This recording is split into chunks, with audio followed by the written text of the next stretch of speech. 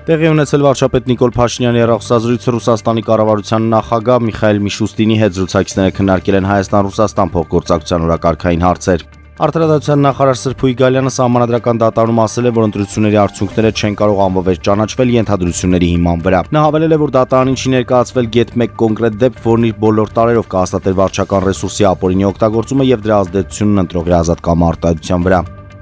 Ազգային ժողովի նախագահի տեղակալ Ռուբեն Ռուբինյանն ընդունել է Գերմանիայի Բունդեսթագի ճգնաժամերի կանխարգելման ռազմավարական կանխատեսումների կայունացման եւ խաղաղության խթանման ենթահանձնաժողովի նախագահին եւ նրա գլխավորած պատվիրակությանը։ Ազգային ժողովի փոխնախագահը պատասխանել է պատվիրակության անդամների հարցերին, անդրադառնալով խորհրդարանական ընտրությունների արդյունքներին ու հետագա աշխատանքներին ծրագրերին։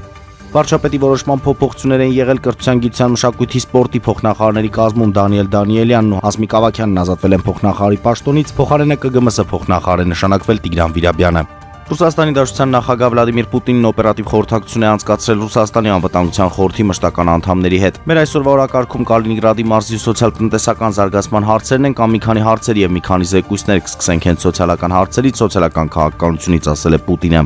Հայաստանի ազգային հավաքականի նախկին ավագ կիսապաշտպան Հերիխ Մխիթարյանը եւս 1 տարով երկարաձգել է պայմանագիրը Միլանի Ինտերի հետ։ Այս մասին պաշտոնապես հայտնել է իտալական ակումբը։